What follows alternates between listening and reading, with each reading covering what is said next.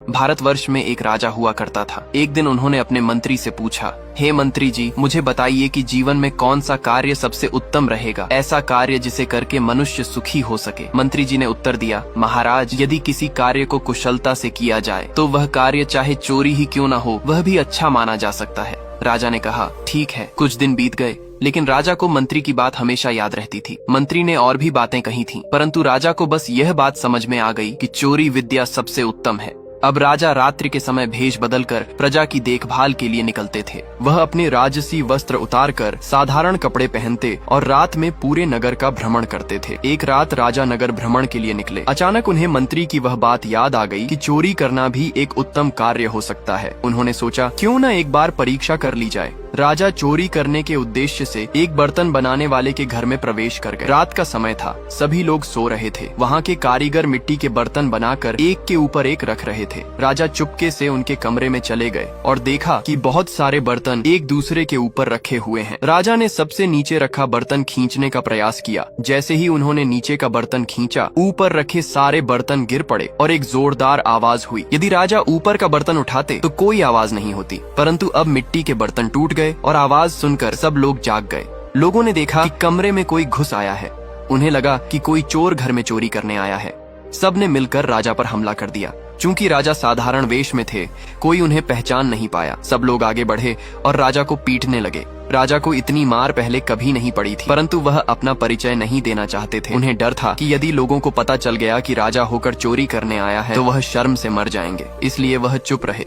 लोगों ने राजा को पीटने के बाद कहा, इसे राजा के पास ले चलो, राजा ही इसका उचित न्याय करेंगे। ये सुनकर राजा चौंक गए। अरे, राजा तो मैं स्वयं हूँ। उन्हें चिंता होने लगी कि यदि वह पकड़े गए तो पूरे राज्य में यह बात फैल जाएगी कि राजा चोरी करने गया था। ये बहुत अपमानजनक होगा। तब राजा ने कहा, नहीं नहीं, मुझे राजा के पास मत ले जाओ, क्योंकि मैं ही राजा हूँ। सब लोग चौंक गए। क्या तुम ही राजा हो? ये कैसे हो सकता है? राजा ने अपना असली रूप प्रकट किया और कहा, देखो, इस बात को किसी से मत कहना। यदि किसी ने यह बात बताई तो मैं तुम सबका जीवन समाप्त कर दूंगा। यह कहते हुए राजा ने उन्हें कुछ स्वर्ण मुद्राएं दी। लोग राजा के सामने हाथ जोड़कर बोले, महाराज, हमें क्षमा कर दीजिए, हमें पता नहीं था कि आप ही हैं। हम इस बात को किसी से नहीं बताएंगे। राजा भीतर से अत्यंत अपमानित हुए। क्रोध में जलते हुए वह राज दरबार पहुंचे और वहां उन्होंने आदेश दिया, इस मंत्री को मृत्यु दंड दिया जाए। मंत्री के परिवार के सभी सदस्यों को भी मार दिया जाए ताकि उसका कोई वंशज न बचे। यदि मंत्री होकर वह राजा का अपमान करने की शिक्षा देता है तो उसका अस्तित्व समाप्त कर देना चाहिए। अब इस मंत्री का नामो निशान मिटा दिया जाए और उनके घर में जितने भी लोग हैं सबका सिर काट कर उनका रक्त मुझे दिखाओ, तभी मैं भोजन करूंगा, नहीं तो मैं मंत्री जी के साथ साथ तुम सबको भी मार डालूंगा। मंत्री जी को पता चल गया कि राजा कल चोरी करने गए थे और चोरी करते समय पकड़े गए। स्थिति गंभीर थी। सैनिकों को आदेश मिल चुका था। वे मंत्री जी और उनके पूरे परिवार को लेकर श्मशान की ओर चल पड़े। मंत्री जी की छोटी पुत्रवधू उस समय गर्भवती थी। जब सैनिक उन्हें मारने के लिए आए तो मंत्री जी बोले, ऐसा मत करो, तुम सैनिक हो, धर्म को समझते हो। मेरी पुत्रवधू गर्भवती है, अगर तुम उसे मार दोगे तो यह एक साथ 2 हत्याएं होंगी, एक माँ की और एक अजन्मे शिशु की। ऐसा करना पाप होगा। सैनिक बोले, मंत्री जी, हम क्या करें? हमें तो राजा का आदेश मिला है, अगर हम आपको नहीं मारेंगे तो राजा हमें मार देंगे। मंत्री जी ने गहरी सांस ली और कहा, ठीक है, तुम हमें मार दो, लेकिन मेरी पुत्रवधू को छोड़ दो। परंतु पुत्रवधू ने दृढ़ स्वर में कहा, नहीं, अगर आप सबको मार दिया जाएगा तो मैं अकेली जीवित रहकर क्या करूंगी? मुझे भी मार डालो, मैं अकेली नहीं जीना चाहती। सैनिक ये सुनकर सोच में पड़ गए। उन्हें समझ आ गया कि वे इतने नेक और समझदार लोगों को कैसे मार सकते हैं। उन्होंने कहा, ठीक है, आप सब आज ही इस राज्य से बहुत दूर चले जाइए, कभी भी लौट कर मत आइए, हम राजा को किसी तरह संभाल लेंगे। मंत्री जी ने हाथ जोड़कर कहा, आपका यह उपकार हम जीवन भर नहीं भूलेंगे। फिर वे पूरे परिवार को लेकर दूर एक अन्य राज्य की ओर चले गए। सैनिकों ने राजा से झूठ कहा, महाराज, आपके आदेश का पालन हो गया है, मंत्री जी और उनके परिवार को मार दिया गया है। ये उनके रक्त का प्रमाण है। वास्तव में वह किसी मरे हुए जानवर का रक्त था। राजा यह देखकर बहुत प्रसन्न हुआ और सैनिकों को सोने की मुद्राएं इनाम में दी। उधर मंत्री जी अपने परिवार के साथ नए राज्य में बस गए। उन्होंने घर बनाया और जीवन यापन करने लगे। कुछ समय बाद उनकी छोटी पुत्रवधू ने एक पुत्र और एक कन्या को जन्म दिया। दोनों बच्चे बड़े होने लगे। एक दिन मंत्री जी का पोता अपने मित्रों के साथ खेल रहा था। किसी बात पर झगड़ा हो गया। एक मित्र ने कहा, तू हमारे साथ क्यों बैठे? तेरा कोई ठिकाना नहीं, तू पता नहीं कहाँ से आया है। यह सुनकर वह लड़का हैरान रह गया। वह दौड़कर अपने दादाजी के पास आया और बोला, दादाजी, हमारा असली घर कहाँ है? मेरे दोस्त मुझे ऐसा क्यों कह रहे थे? मंत्री जी ने शांत स्वर में कहा, बेटा, यह हमारा असली घर नहीं है। राजा ने हमें हमारे राज्य से निकाल दिया था। एक बार राजा ने मुझसे पूछा था कि मनुष्य के लिए उत्तम कार्य क्या है। मैंने उत्तर दिया था, हर कार्य उचित हो सकता है यदि वह सही ढंग से किया जाए, यहाँ तक कि चोरी भी। यह सुनकर राजा ने चोरी की ओर पकड़े गए। फिर उन्होंने हमें मारने का आदेश दे दिया, लेकिन सौभाग्य से सैनिकों ने हमें छोड़ दिया।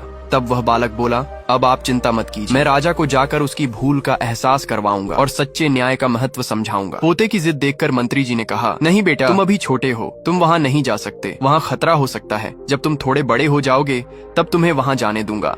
पोते ने अपने दादाजी की बात मान ली और कुछ समय वहीं रहा। वह धीरे धीरे बड़ा होता गया। जब वह 20 वर्ष का हो गया तब उसने अपने दादाजी के अपमान का बदला लेने के लिए अपने राज्य की ओर रुख किया। मंत्री जी ने अपने पोते को सारी बातें बता दी। जब मंत्री का पोता अपने राज्य पहुंचा तो वह एक फूल बेचने वाली बुढ़िया पास गया और बोला, ऐ बुढ़िया, मेरा इस दुनिया में कोई नहीं है, मैं कुछ दिन तेरे घर में रहना चाहता हूँ। इसके बदले मैं तुझे कुछ स्वर्ण मुद्राएं दूंगा, क्या तू मुझे अपने घर में रहने देगी? बुढ़िया बोली, क्यों नहीं बेटा, यहाँ तो मेरा भी कोई नहीं है, हम दोनों मिलकर खुशी खुशी रहेंगे। तब मंत्री का पोता वहाँ रहने लगा। उसने बुढ़िया से कहा, नगर में क्या क्या हो रहा है तू जाकर मुझे बताया कर, मुझे सब जानना है।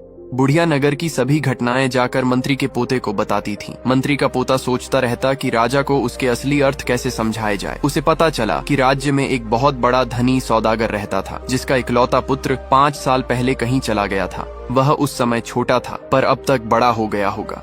वह पुत्र मंत्री के पोते की उम्र का ही था। एक दिन वह सौदागर का पुत्र अपने पिता को पत्र लिखता है, मैं आज रात लौट रहा हूँ। 5 वर्षों बाद अपने पुत्र को वापस पाने की खुशी में सौदागर और उसका परिवार बहुत प्रसन्न थे। उन्हें यह नहीं पता था कि इतने वर्षों बाद उनका पुत्र कैसा दिखेगा। पर रास्ते में किसी कारणवश वह पुत्र रुक गया और घर नहीं पहुँच पाया। उसने सोचा, ठीक है, मैं कल सुबह घर जाऊंगा। मंत्री का पोता तो इसी मौके की तलाश में था। उसने सौदागर के पुत्र जैसे कपड़े पहने, सिर पर सुंदर सी पगड़ी बांधी और जब अंधेरा होने लगा तब वह सौदागर के घर पहुंच गया। सौदागर और उसका परिवार उसे पहचान नहीं पाए और उसे अपने पुत्र समझकर उसका बहुत अच्छे से सत्कार किया। खाने पीने की उत्तम व्यवस्था की। सौदागर ने पूछा, तू हमें छोड़कर क्यों गया था? हमने तुझे बहुत ढूंढने की कोशिश की लेकिन तू कहीं नहीं मिला। मंत्री का पोता, जो अब सौदागर के पुत्र के रूप में था, बोला, मैं अपने मित्र के साथ बाहर गया था। मुझे अपना नाम और पहचान बनानी थी। मैंने बहुत पैसे कमाए लेकिन उन्हें साथ नहीं लाया। रास्ते में चोरी हो सकती थी, इसलिए मैंने पैसे सुरक्षित रख दिए। कल सुबह जाकर मैं सब लेकर आऊंगा और हम सब मिलकर खुशी खुशी रहेंगे।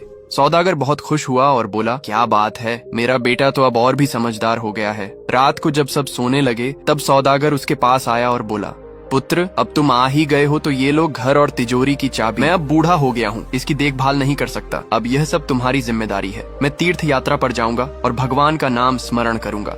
मंत्री का पोता यही तो चाहता था। उसने कहा, ठीक है पिताजी।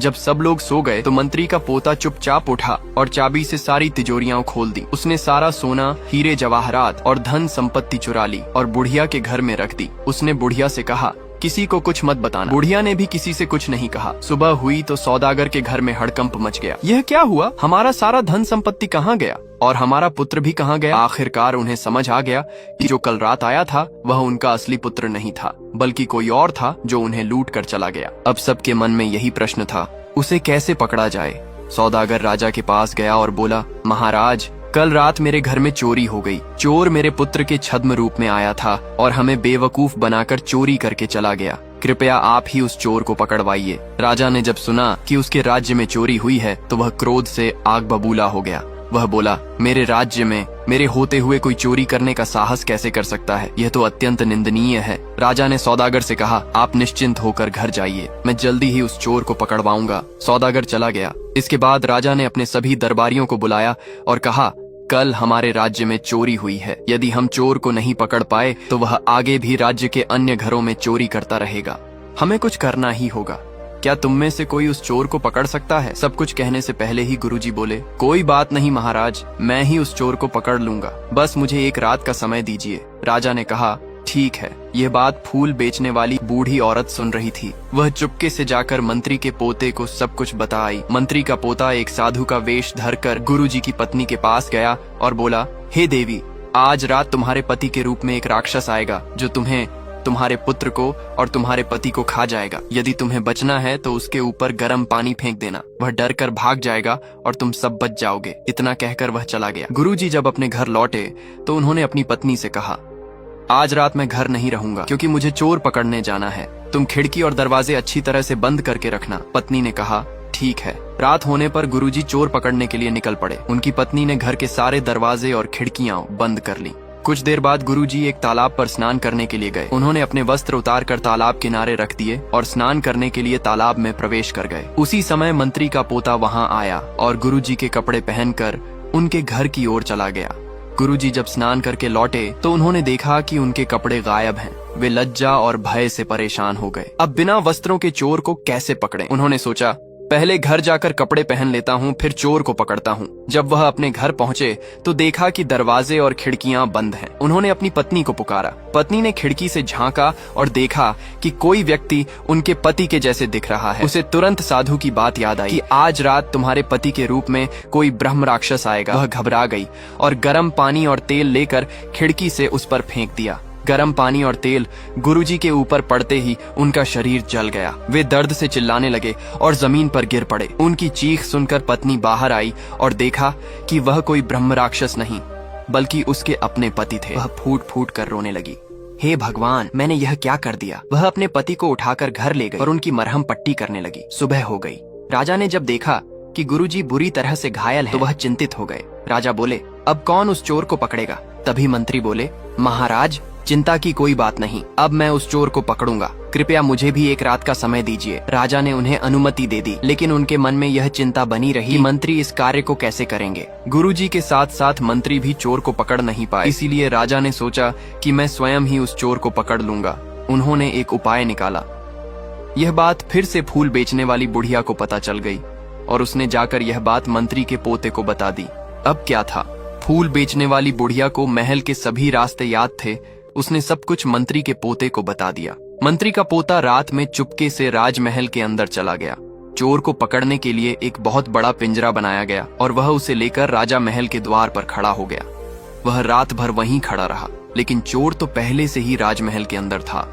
उसने राजकुमारी जैसी पोशाक पहन ली, सुंदर आभूषण पहन लिए और बहुत ही सुंदर रूप में सज धज कर बाहर निकला। तभी राजा ने पूछा, कौन हो तुम? रात को क्यों बाहर निकल रही हो? चोर हो क्या? बाहर जाओ। तभी मंत्री का पोता, जो राजकुमारी के भेष में था, बोला, मैं ही राजकुमारी हूँ। मुझे नींद नहीं आ रही थी तो सोचा थोड़ा बाहर घूम आऊं। पर अरे, आप कौन हैं? आप तो राजा हैं पिताजी। आप इतनी रात को यहाँ क्या कर रहे हैं? आपको तो महल में होना चाहिए था। राजा ने कहा, पुत्री, तुम्हें तो झांत होगा कि एक चोर है जो रात को चोरी करने आता है। मैं उसे पकड़ने के लिए इस पिंजरे के साथ यहाँ खड़ा हूँ। राजकुमारी बोली, पिताजी, आप कैसे उसे पकड़ेंगे? राजा ने कहा, मैं उसे इस पिंजरे में कैद कर लूंगा। राजकुमारी ने कहा, कैसे? थोड़ा मुझे दिखाइए। राजा बोला, अगर तुम देखना चाहती हो तो देखो, मैं इस पिंजरे में घुसता हूँ, तब तुम बाहर से देखना कि कैसे वह बंद हो जाएगा। यह कहकर राजा पिंजरे में घुस गया। तभी मौका देखकर मंत्री के पोते ने, जो राजकुमारी के भेष में था, पिंजरे को बंद कर दिया और उसकी चाबी ले ली। अब राजा पिंजरे में बंद हो गया और बाहर नहीं निकल सका। मंत्री का पोता राजकुमार के भेष में महल के एक कमरे में जाकर छिप गया। सुबह हुई तो सभी लोग आश्चर्यचकित रह गए। यह क्या हो गया? राजा चोर को पकड़ने के लिए पिंजरा बनवाए थे, लेकिन स्वयं ही उसमें बंद हो गए। फिर राजा ने अपनी राजकुमारी से पूछा, तुमने मुझे क्यों बंद करवाया? राजकुमारी बोली, पिताजी, मैं तो कल रात को बाहर निकली ही नहीं, फिर आपको कैसे बंद करवाती? अब राजा को समझ में आ गया कि यह सब चोर की चाल थी। उन्होंने पता लगाया कि चोर महल के किसी कमरे में छिपा है। राजा, मंत्री और राजकुमारी उस कमरे के बाहर पहुंचे और बोले, ठीक है, हम तुम्हें माफ कर देंगे, बाहर आ जाओ। अंदर से मंत्री का पोता बोला, ठीक है, मैं बाहर आता हूँ। जब वह बाहर आया तो राजा ने पूछा, तुमने मेरे साथ ऐसा क्यों किया? मंत्री का पोता बोला, राजन, इसमें गलती आपकी ही है। आपने एक दिन मेरे दादाजी से पूछा था, सबसे अच्छा कार्य कौन सा है? तब उन्होंने उत्तर दिया था, अगर कोई कार्य सही ढंग से किया जाए तो चोरी का कार्य भी अच्छा हो सकता है। लेकिन आपने इस उत्तर का गलत अर्थ निकाला। आपने सोचा कि चोरी करना ही अच्छा है और खुद चोर बन गए, जबकि मेरे दादाजी का अर्थ था, हर कार्य तभी अच्छा होता है जब वह सही तरीके से, सही उद्देश्य से किया जाए। आपने उस बात को नहीं समझा और मेरे दादाजी को फांसी की सजा दे दी। यह तो भगवान का शुक्र है कि सैनिकों ने उन्हें छोड़ दिया। यह सुनकर राजा बहुत लज्जित और शर्मिंदा हुआ। उन्होंने मंत्री को बुलवाया और कहा, मंत्री जी, मुझे क्षमा कर दीजिए, मुझे आपकी बात का सही अर्थ समझना चाहिए था जो मैं नहीं समझ सका। मंत्री ने राजा को माफ कर दिया। राजा ने उस सैनिक को भी उपहार दिए जिसने मंत्री को नहीं मारा था। फिर राजा ने अपनी पुत्री का विवाह मंत्री के पोते के साथ कर दिया और सब लोग खुशी खुशी राज्य में रहने लगे।